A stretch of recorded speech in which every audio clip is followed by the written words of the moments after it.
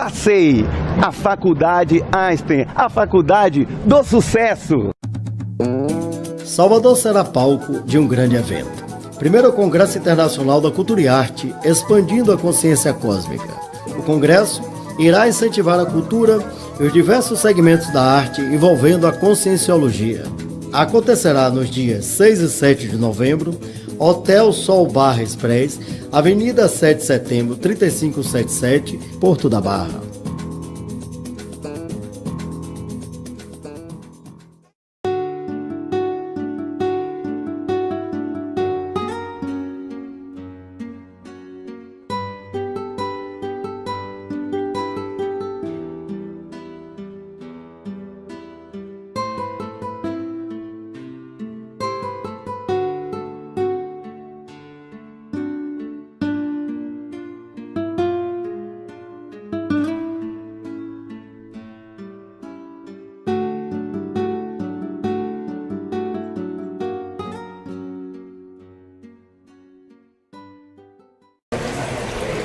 O século XX teve um grande corte epistemológico, a Segunda Guerra Mundial.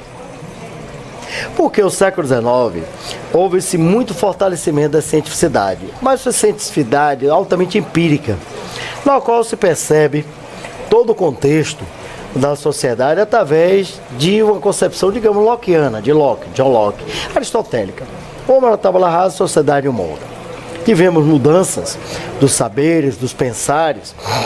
O século, exatamente 1789, a Revolução Francesa, a terceira Revolução Liberal, que mudou e criou a estrutura do Estado Democrático de Direito. Mas, no início do século XX, era o quê? Uma administração de Taylor e Fayol, cartesiana, uma visão calistênica da educação física, baseada nos princípios militares. Isso eu não estou querendo dizer que é certo ou errado, eu estou apresentando fatos. E a psicologia de forma idem, uma sociologia baseada nos princípios de Durkheim, Karl Marx e Max Weber, na qual tinha uma visão totalmente empírica. Só que a Segunda Guerra Mundial criou um choque de egrégoras muito grande, porque as pessoas começaram a ter uma nova abordagem na humanização. Maslow surge com a hierarquia das necessidades, a primeira fisiológica, a segunda segurança, a terceira social, a quarta estima e a quinta autorrealização. Surge a visão de Erich Fromm, visão humanista, surge toda a visão de Frankfurt com os pensadores, né? E surge a visão neopositivista, até dentro do contexto do direito, da psicologia, porque se tinha uma abordagem diferenciada.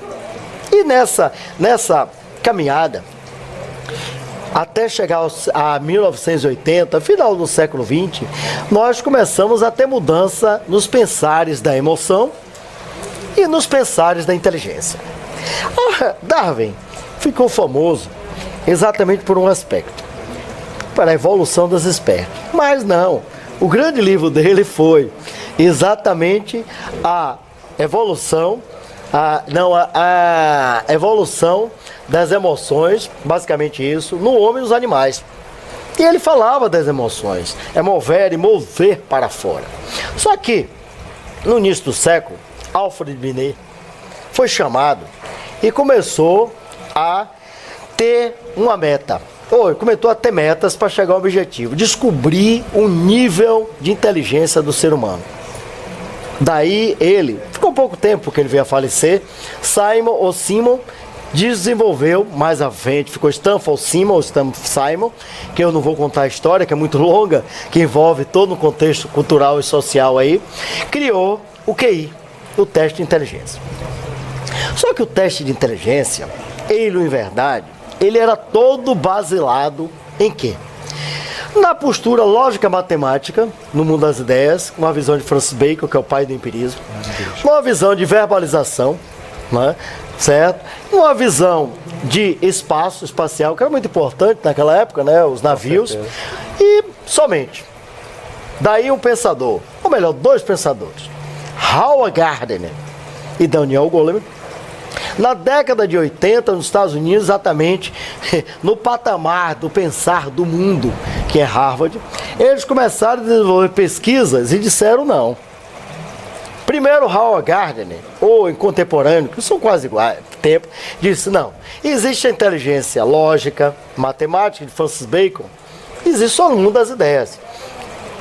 É óbvio, existe a verbal, o cara que tem uma postura verbal é muito bom, a escrita é idem. E existe a espacial, mas existe a sinestésica, cine, movimento, não é? Move, não é? Que é importante também. O indivíduo que, por exemplo, como Garrincha, ele tinha uma inteligência, né? Um baiaco, apesar de não gostar de futebol, eu digo isso, todo mundo sabe dessa característica minha, mas foram pessoas que formaram contextos sociais, Neymar e assim por diante, tem que ser respeitado, é uma inteligência. O indivíduo também, artística musical, não se pode dizer que um Van Gogh, né, é um Carlinho Brau, né, que é um homem que não tem uma escolaridade ampla, mas o que ele criou de artístico é assim, do outro mundo. Uma pessoa como Luiz Caldas, que tem uma escolaridade de 4º ano até 8ª série, digamos assim, da pouca escolaridade, é um gênio, ele pega e toca, é um musicista fantástico. Aí depois, essa mesma pessoa diz, não, mas existem duas inteligências muito importantes, a intrapessoal e a interpessoal. No início, Howard Gardner disse que eram 7, e depois ampliou para mais 2, chegou a 9. Ele falou da naturalista e da espiritual. Ao mesmo tempo, Daniel Goleman, né, que até eu li o último livro dele, interessantíssimo, né? Ele fala, agora ele está trabalhando em cima de foco, essas coisas, pô, fantástico. Ele diz que o mais importante são duas inteligências. Quais são? Elas, quais são? A interpessoal, que você se controla, e a interpessoal, que você vai controlar os outros. Mas isso é óbvio e ululante. E foi dito por todos os pensadores, os stoicistas falavam isso, nas artes marciais falavam isso, próprio contexto samurai se falava. Então, é-nos preciso percebermos os conceitos da seguinte maneira: a educação é transmissão de informações historicamente adquiridas. Educar o indivíduo cartesianamente é muito pouco. Porque você pega o menino, coloca em uma boa escola, coloca em uma boa universidade, ele estuda em um bom pré-concurso, passa no concurso, mas isso não quer dizer que ele será um bom profissional e nem terá um contexto relacional. Ao mesmo tempo, a emoção é mover para fora. Todos nós temos medo, raiva e temos que saber como trabalhar.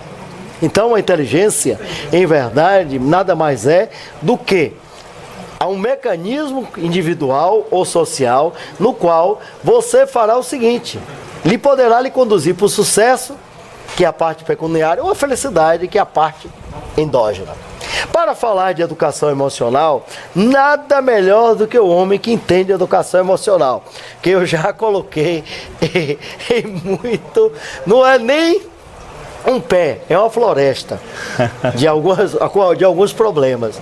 Era cada um, não era? O professor Paulo Góes, ele por sua vez, ele que é psicólogo, pedagogo, mestre de gestão, pós-graduado em psicanálise, irá nos falar aqui sobre educação emocional e a sua importância dentro do contexto da sociedade.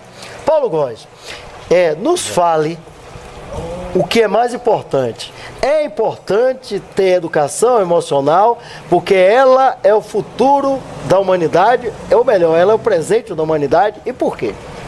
Com toda certeza, Zé Augusto. Após a sua contextualização tão bem realizada, que você nos traz todo esse substrato teórico, que é comum da sua retórica, da sua fala, da sua pesquisa, e eu poderia até dizer que isso é uma amizade de mais de 20 anos, do seu próprio ser nessa sua caminhada, a gente entende que essa educação emocional traz uma consciência maior do próprio ser, na perspectiva do ser integral. Hoje, na própria proposta de uma educação formal, de uma educação voltada para uma escolarização, a gente entende que esse indivíduo que está sendo preparado para a sociedade, para viver na própria polis, ele precisa estar em contato consigo, com as suas emoções. É importante que ele possa fazer o que nós chamamos de rapport, esse rapport interno, essa ponte para dentro de si, entendendo essas emoções que você citou aí tão bem, que é até que ponto a tristeza, a raiva, a alegria, o medo, o afeto, o amor, essas emoções irão direcionar esse indivíduo para o sucesso ou para o insucesso. A gente para pensar, enquanto educador, enquanto psicólogo, da importância desse indivíduo estar centrado, estar voltado para si, neste processo de empoderamento. Então eu preciso me acreditar como pessoa para poder entender quem sou como profissional. Não são questões separadas, são questões únicas. Então eu preciso saber quem eu sou como pessoa para eu entender e buscar, né, o que nós chamamos de expertise hoje em dia, que é esse diferencial no mercado de trabalho, que é esse diferencial como ser humano, ser indivisível, portanto. Você falou aí de sucesso e falou de felicidade. Felicidade é algo interno. Altamente subjetivo. É subjetivo. Cada um tem a sua. E sucesso Exatamente. é aquilo que podemos ver pelo mundo dos sentidos. E nós temos duas coisas interessantes aí. A motivação é aquela coisa que vem de dentro. Que vem do motivo. E o incentivo é aquela coisa que você dá o dinheiro. Normalmente nós encontramos algumas confusões em relação a isso. Você como educador, psicólogo, administrador, que você tem uma visão da gestão, tem mestrado nessa área, você acha que é mais importante o indivíduo ter o conhecimento propriamente dito, ou ele ter o controle das emoções e estar motivado para ter o sucesso? Ou seja, a resposta financeira? Hoje se fala muito, dentro da perspectiva da psicologia organizacional, do famoso CHAR, das competências, habilidades e atitudes. Falamos das competências técnicas. Claro que elas são importantes. Eu preciso ter um saber específico da área que eu atuo como profissional. Claro. Se eu não entendo de psicologia, como é que eu posso atender alguém no processo clínico sem nenhuma ferramenta para fazer o meu trabalho? Não é? Assim como se eu não entendo nada de engenharia, como é que eu vou construir um edifício? Fica impossível. Claro, é verdade. Mas a gente entende que o trabalho não é isolado. Nós trabalhamos com o grupo, com a equipe, né? Nessa percepção sistêmica da sociedade e da própria organização. O próprio J. Capra, no último livro dele, ele fala da saída da visão mecanicista, Sim. máquina, para a visão de teia. Ou Exatamente. seja, unificação. É Que a nova teia da vida. Que é essa percepção sistêmica. Então a gente entende que a competência ela é importante, mas a habilidade de lidar com o outro e consigo, porque lidar consigo é muito difícil. Porque trabalhar as emoções, onde eu vou estar muitas vezes chefiando, eu vou estar liderando a equipe. Ou você está liderado, você está rindo, porque nós já vivemos em papéis Eu estou dando risada, porque já tivemos choque de egrégora muito grande. Era de dirigir faculdade com mais de 700 alunos, e depois eu saí e você ficou no meu lugar e tinha que ter muito jogo de cintura. Então, nessa prática pedagógica, nessa prática clínica que nós dois temos, e você muito mais recente, você gosta de dizer que você é meu mestre e continua sendo, que é a minha referência na área, a gente percebe, Zé Augusto, de que é preciso ter atitude, é preciso ter uma proatividade. É a palavra de moda. A palavra da moda. Em vez de ser reativo, você vai a favor da ação. Proativo. A favor Mas da ação. para que eu possa ser proativo, eu preciso sair da minha zona de conforto. Claro. Eu preciso ter uma autoestima elevada. Eu preciso acreditar em mim. Eu preciso me instrumentalizar para ter excelência na minha profissão. O que diferencia muitas vezes um profissional no mercado de trabalho não é só a competência técnica, é a habilidade de lidar com o outro e entender de que todo trabalho é realizado de forma conjunta. Então, essa atitude de sair da zona de conforto, da atitude de sair da mesmice, da atitude muitas vezes de se acreditar capaz de Isso é importantíssimo. Outro dia eu estava falando sobre uma questão da metáfora, e você sabe também que eu sou escritor, assim como você, mas eu sou escritor de literatura infantil e juvenil. Foi a minha E paradidático, né? E paradidático, dando assessoria nessa parte.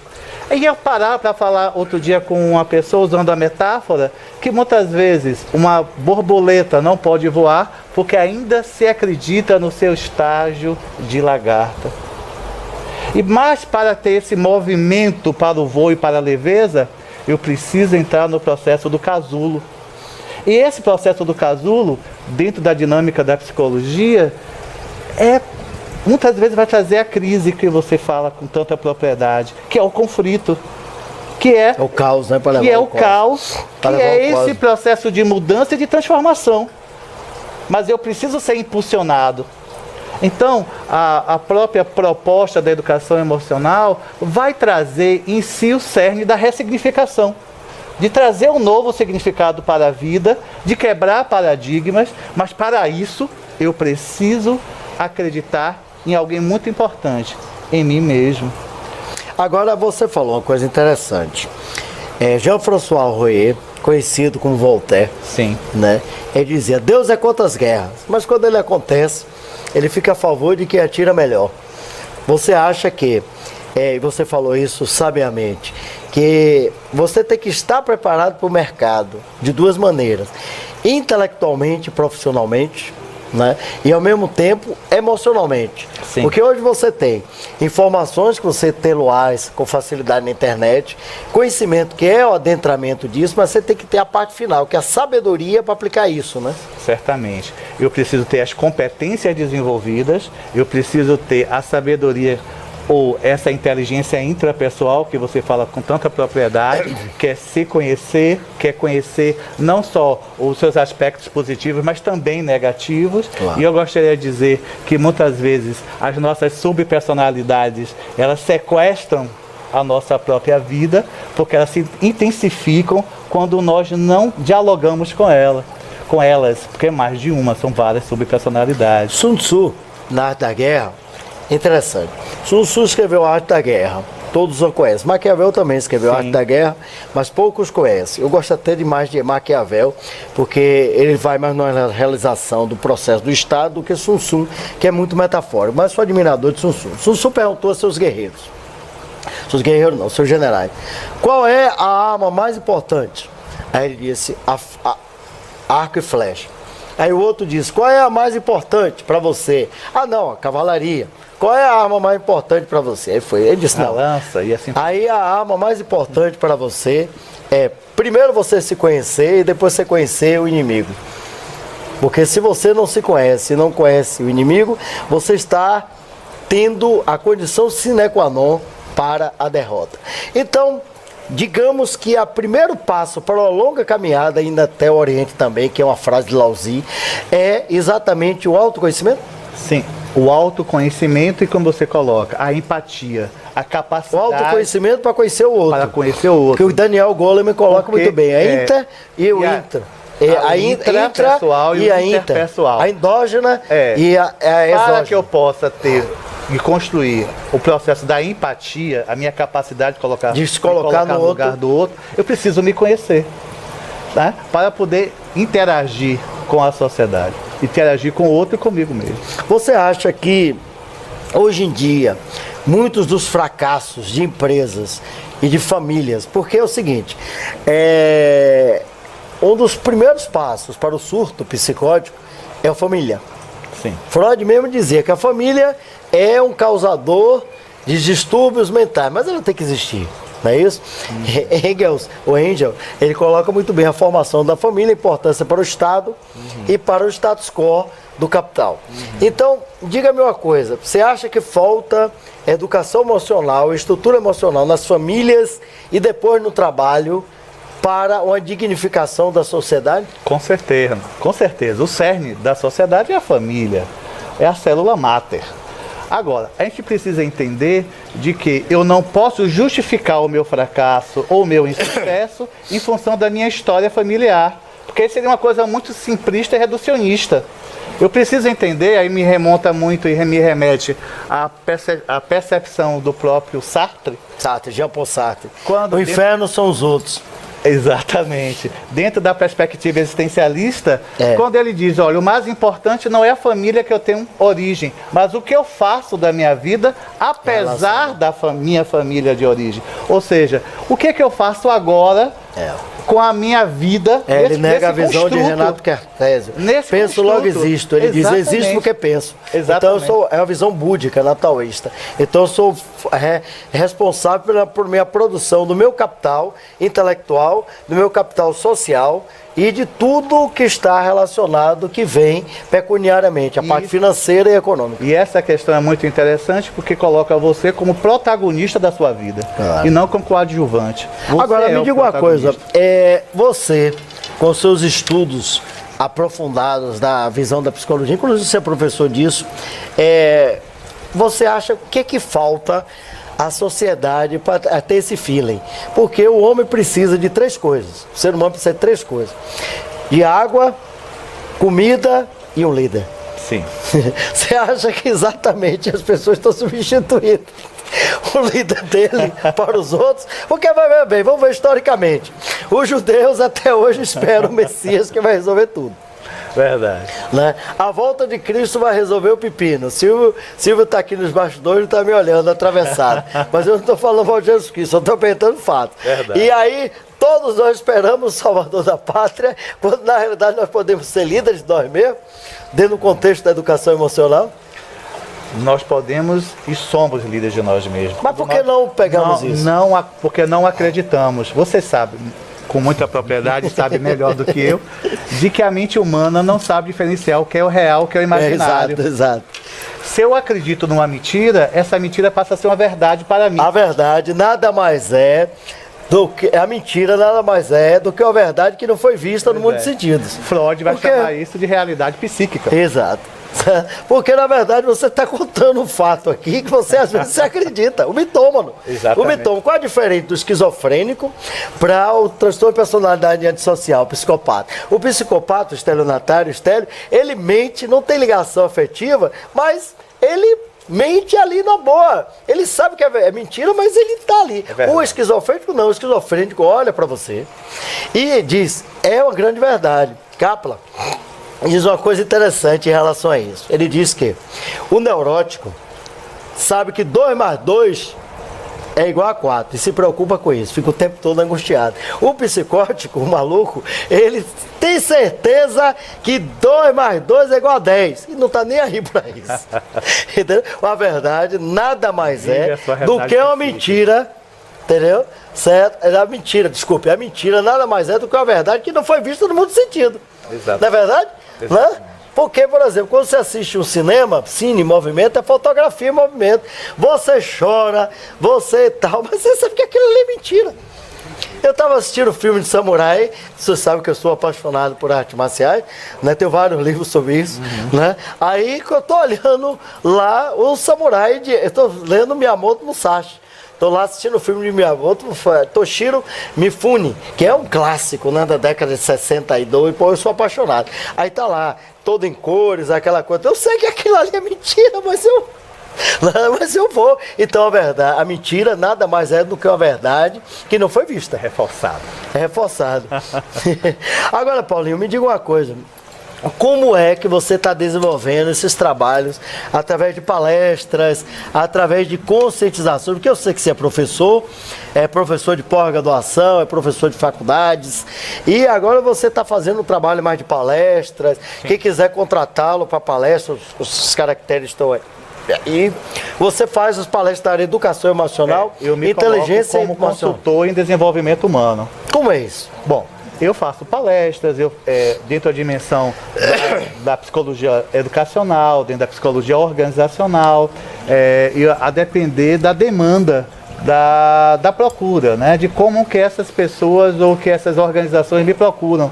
Porque é preciso que eu entenda qual é a necessidade para que eu direcione um trabalho, para que eu sistematize um trabalho. Na verdade, você tem que saber o que o cara quer comprar, não o que você quer vender. Exatamente. Então me diga uma coisa, hoje a educação emocional, ela já está saindo do meio acadêmico para o meio profissional e isso está ampliando os valores dos seres humanos? Inteiramente, integralmente. A gente percebe que agora todos os consultores de desenvolvimento humano estão levantando essa bandeira.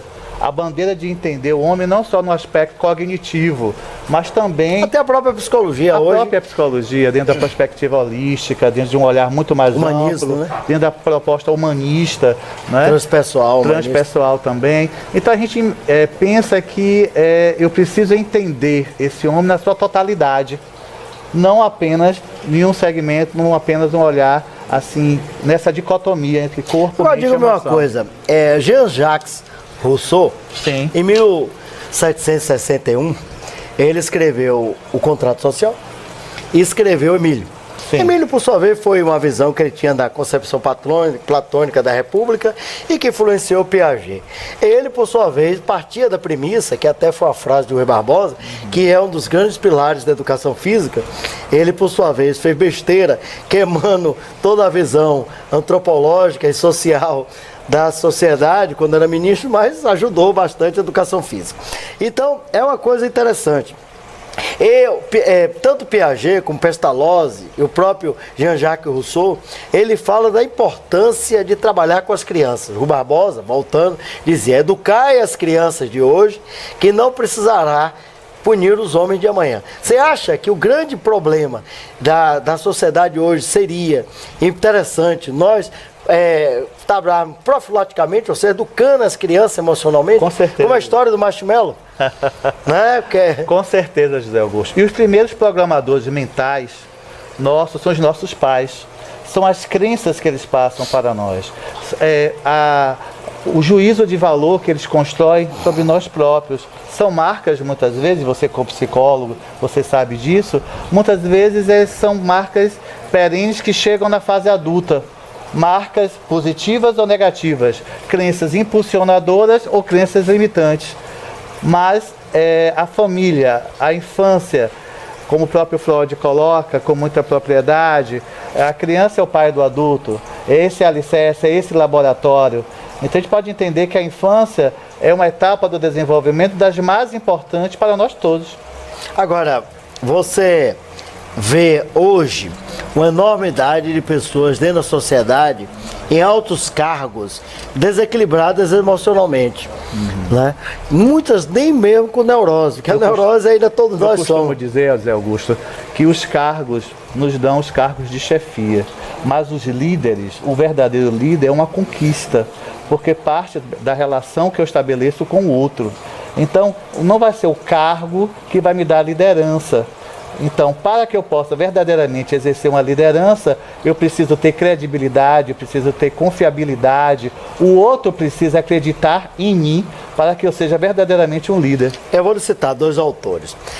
Foucault fala de microfísica do poder. Na verdade, não é microfísica, né? Quando você lê o livro dele com profundidade, que ele era um gênio, não era nem gênio, era genial, porque gênio está no hospício, genial está no mercado de trabalho. Verdade. Aí ele fala metafísica do poder. E outro autor, Max Weber. Sim. Weber, que é o pai da burocracia, ele dizia que tem 3 tipos de autoridade. A burocrática, que você pode vê-la, a tradicional, que vem da tradição, e a carismática. Essa carismática, você acha que parte pelo processo da educação emocional? Porque o carisma, Hitler tinha um carisma, né? Enorme, é considerado os maiores líderes da humanidade. Hitler, se você adentrar em qualquer livraria ou qualquer revistaria, né, aqui, você tem mais livro de Hitler do que de Jesus Cristo. Sobretudo, porque ele é lido. Sobre a análise do discurso dele. E você vê que em Mein Kampf, que é Minha Luta, ele diz o que vai fazer. E faz. Na realidade, Hitler chegou ao poder, primeiro, ele tentou na tora. Não deu certo. Aí ele chegou ao poder levado pelo povo. Sim. Né? Certo? Você acha que casos como Hitler, né, e outros mais, né? Casos épicos como Alexandre.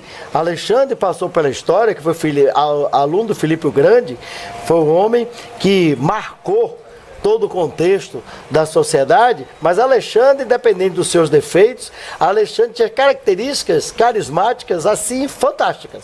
Então você acha que para ter uma autoridade carismática é preciso ter uma educação emocional?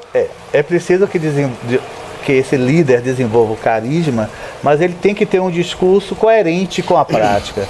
Porque se o discurso não for congruente, toda a teoria vai por água abaixo. Então, por exemplo, a gente fala de gestão. Eu sou professor, você sabe, de muitos Você anos. tem mestrado sobre isso. E trabalho mestre pela Visconde Cairão de gestão. Organizacional e trabalho nessa área. Então, a proposta hoje é de uma gestão dialógica e participativa. Como é que eu posso desenvolver uma gestão dialógica e participativa quando eu não tenho credibilidade para com os meus colaboradores? Quando eu não tenho um espírito de equipe? Quando eu não penso a organização como um todo? É impossível. Órgão é instrumento. Aristóteles dizia que a lógica a analítica é o instrumento. Então, a organização é instrumento para a ação. Paulinho, deixa-nos a sua mensagem final, que ela é-nos bastante importante. Eu gostaria de agradecer a você, professor José Augusto, pelo convite. Gostaria de agradecer também à Livraria Terceiro Milênio, que me acolheu e nos acolhe com muito carinho, que nos acolhe de uma forma muito receptiva. E principalmente gostaria de agradecer aos meus alunos, aos meus pacientes, aos meus clientes, e é dessa rede que nós sobrevivemos, não é? Muito obrigado a todos. Hoje, Frijó Capra, ele coloca-nos o homem do ponto da mutação, né? Ele que mudou a concepção da física em sua abordagem teórica. Ele fala que nós estamos saindo da visão mecanicista cartesiana, né? Semelhante a um relógio, e estamos adentrando na visão de teias. Como hoje tudo está interligado. E existe hoje uma visão multidisciplinar, não é interdisciplinar, não, multidisciplinar, transdisciplinar. Edgar Morin que eu diga, né, que vai além do que nós podemos especificar em formas, digamos assim, escritas. Aqui estamos, lembro-lhes do nosso Congresso Internacional da Cultura e Arte Expandida com essa coisa. Uma ideia, um objetivo de acoplar, é uma visão interdisciplinar, transdisciplinar, acoplar todos os saberes com o objetivo uno. Mais informações poderão serem adquiridas através daqui, focaliza aí, Jorge. Aqui os telefones, né? É o apoio da FACEI, a Livraria Terceiro Milênio, da Universidade Erich Fromm, né? E do Portal Jorge Guedes, que está sempre pensando em você e na sua humanização. Como eu conceituei anteriormente, educação é a transmissão de informações historicamente adquiridas. Ela é paupérrima dentro do contexto da sociedade na qual vivemos. Soren Kierkegaard disse: a evolução do ser humano está em 3 etapas. Primeiro, a estética. As pessoas se preocupam com o corpo, com aquela coisa toda. Depois ele parte para a ética, que ética nada mais é do que a ciência que estuda a moral, os costumes, o ethos, os costumes. E por final, terciam as concepções da espiritualidade. Então, nós, quando adentramos na última, eu acho que é a última ou é a penúltima, inteligência de Hal Gardner, lembremos-nos da espiritualidade. Não com a concepção voltada para a religião, religare, mas sim voltada para a percepção de si mesmo e que a humanidade é uma só. Como dizia um indivíduo que foi um dos pais do anarquismo e era materialista, Mikhail Bakunin. Ele dizia: há prisão de um único homem representa a prisão de toda a humanidade, porque em verdade um único homem representa o universo.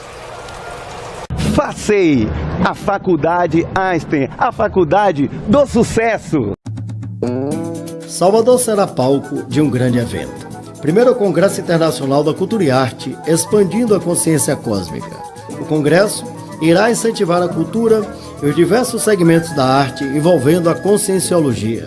Acontecerá nos dias 6 e 7 de novembro, Hotel Sol Barra Express, Avenida 7 de Setembro, 3577, Porto da Barra.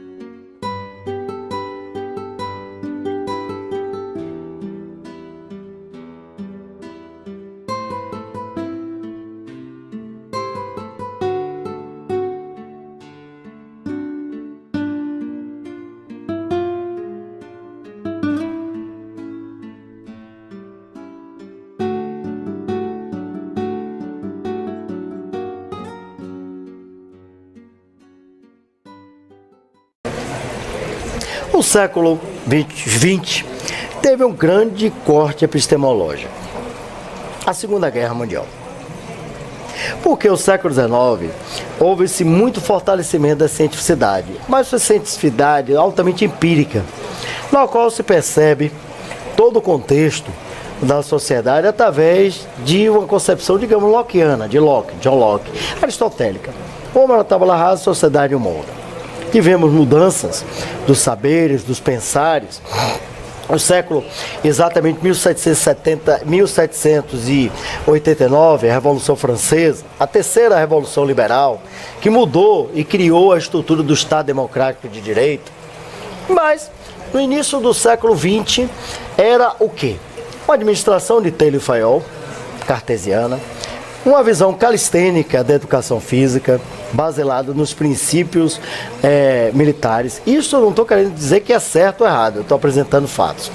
E a psicologia de forma idem, uma sociologia baseada nos princípios de Durkheim, Karl Marx e Max Weber, na qual tinha uma visão totalmente empírica.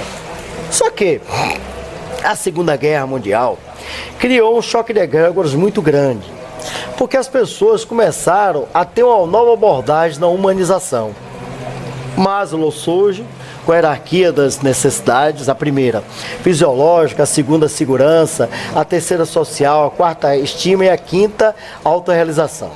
Surge a visão de Erich Fromm, visão humanista, surge toda a visão de Frankfurt com os pensadores, né? E surge a visão neopositivista, até dentro do contexto do direito, da psicologia, porque se tinha uma abordagem diferenciada. E nessa caminhada, até chegar a 1980,